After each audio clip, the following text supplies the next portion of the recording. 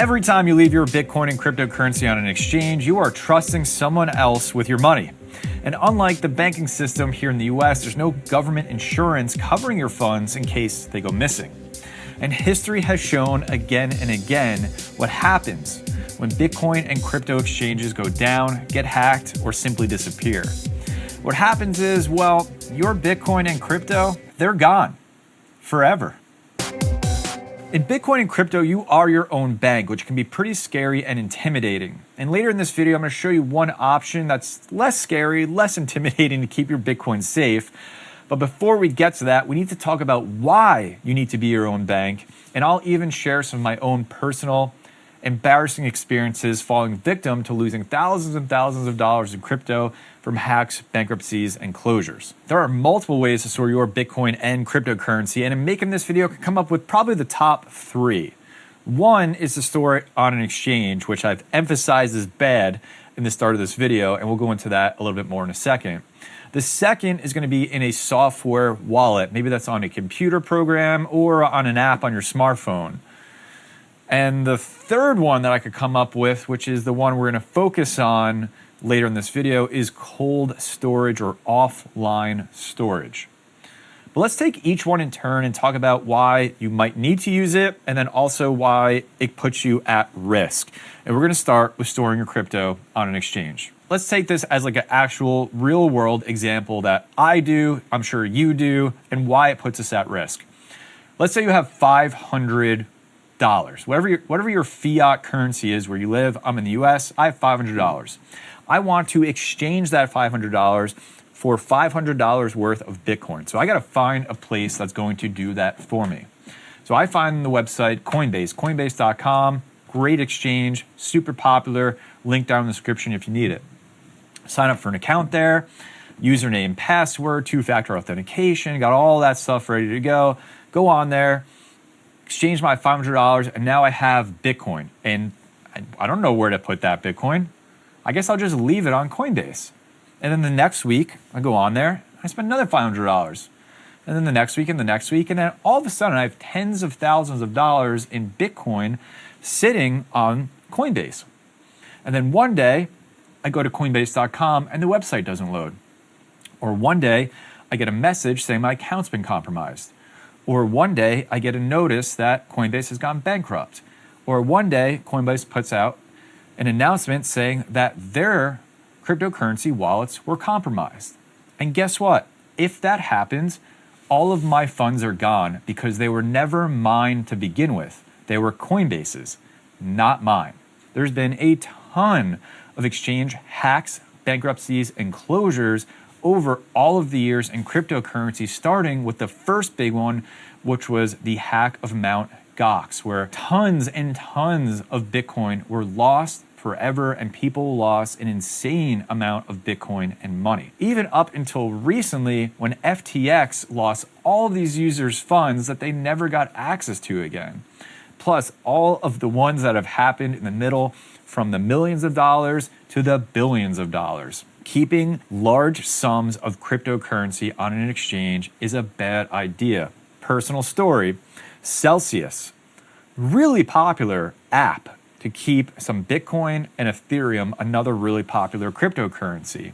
And the reason that I was incentivized to keep it on there is because they paid me back in interest in that crypto for having it on there, just like a bank. And then one day, I can't log in anymore, and I get a message that Celsius has gone bankrupt. An entire company, an entire platform and exchange, gone. Lesson number 2, in a software wallet. So this is going to be a program you can download on your computer or even an app you can download on your smartphone. And the sole purpose for them is to keep your Bitcoin and your cryptocurrency in them. Because you've only watched the first part of this video and you got terrified, you're already instantly on Google and you're searching for how to get your Bitcoin off of Coinbase, and you stumble upon a wallet program that you can download on your PC. And you download it and you send all of your Bitcoin, tens of thousands of dollars of Bitcoin, over to this program. What you don't know is that you just downloaded malicious software, and as soon as your Bitcoin hits the wallet, a bad actor on the other end transfers it immediately out over to his wallet, and you've lost tens of thousands of dollars of Bitcoin forever. Or maybe not even that, but this is your personal computer and you like to pirate software or go to parts of the web that you probably shouldn't go to. In doing all of that, you've downloaded keyloggers or malware with the sole purpose of searching for Bitcoin or cryptocurrency wallets. And the next time you go to use one, it logs all of your information, sends it over a bad actor who now has complete access to your funds and transfers them over to their address. So I had a cryptocurrency and I had saved thousands and thousands of dollars in it in a software wallet, locked behind a secure username and password, never used anywhere else. What I didn't know is that there was going to be a vulnerability discovered in this wallet later, and a bad actor would go in, have access to my funds, and instantly transfer them out to their wallet, and there was nothing I can do about it. And in one day, I lost thousands and thousands of dollars in cryptocurrency. Here's what you're supposed to do here. You're supposed to keep your Bitcoin and your cryptocurrency in offline or cold storage. Before we get deeper into that, it's important to understand a key pair. In Bitcoin and most cryptocurrencies, you have a public and a private key. Let's start with the public key. The names, by the way, are pretty self-explanatory. The public key is what you use to receive Bitcoin. If your friend wants to send Bitcoin to you, give him the public key. If you want to get it off of Coinbase and send it to a wallet that you actually own, you're going to send it to your public key. If you're mining Bitcoin, you're going to use your public key to receive those funds. On the other end is your private key. You never share this with anybody because it unlocks the funds that have been sent and are sitting in your public key. That is the only way you can get access to your funds. And anybody with your private key can get access to the funds that are sitting in your public key, your public address. When you think back to the exchanges, you never get your private key. They have the private key because they're holding your funds. When you get to software wallets, like we talked about, you do have a private key. That private key is just online on a computer. That's bad. People can get access to that. When you talk about offline or cold storage, that private key doesn't touch the internet. Let's talk about some examples of wallets that are either cold storage or offline and how they work. These are pieces of tech, comes in many different shapes, form, and sizes, and they actually keep your Bitcoin and cryptocurrency safe because your private key is stored within that piece of hardware. And so it's not on an exchange, it's not on a computer in a software wallet, it is only stored in this piece of hardware.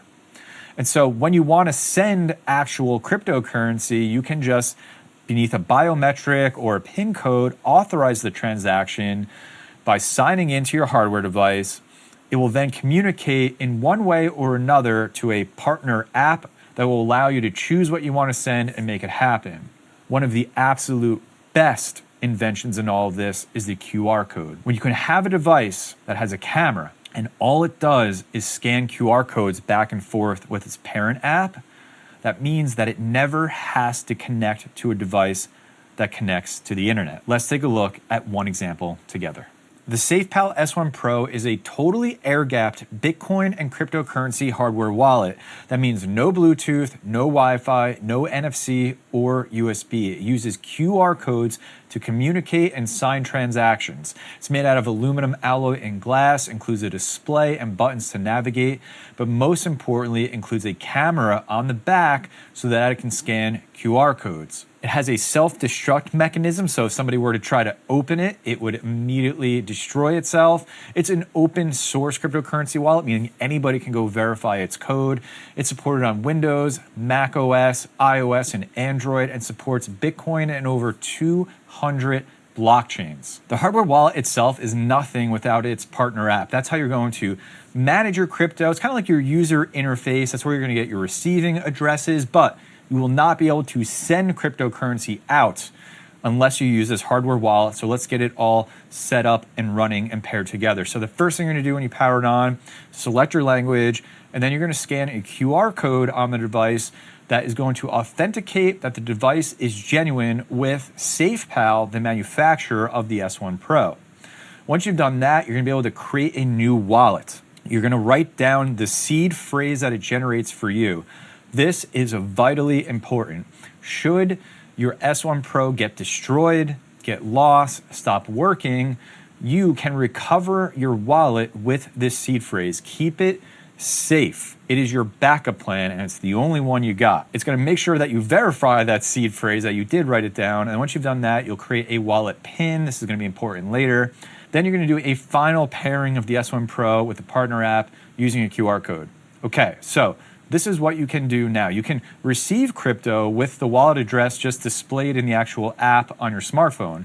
But to send cryptocurrency, you have to scan the QR code in the app with the camera on the S1 Pro, authenticate with that PIN you created, and then scan the QR code now displayed on the S1 Pro with your phone.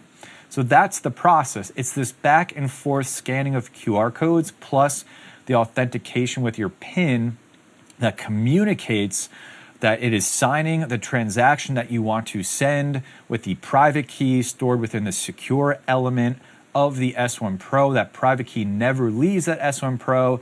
It only communicates everything is cool back and forth with the QR code. The S1 Pro supports Bitcoin and over 200 other popular cryptocurrencies, including Litecoin and Dogecoin and Kaspa. And if you would like to learn more about it and even pick up one for yourself, I'll leave a link down in the video description below and the pinned comment. But remember, this is only one option of many options of hardware wallets that exist out there. But what I think makes this one and others like it special is that complete air gap using QR codes to scan back and forth to sign transactions, which I think is just the way to go right now in the cryptocurrency space that we're in. But if you think differently, let me know down in the comments section below. If you're into Bitcoin and you haven't started mining it yet at home, I'm gonna give you a couple videos on the screen right here. One is a really cool, really affordable Bitcoin miner, low power, you can run right in your home to generate some Bitcoin and even send it over to your SafePal S1 Pro. And the other is if you have a PC, you can actually just get started right away. If you have a good graphics card, start mining Bitcoin at home using a platform that I'll recommend to you there. Otherwise, please take care of yourself and each other. See you in the next video.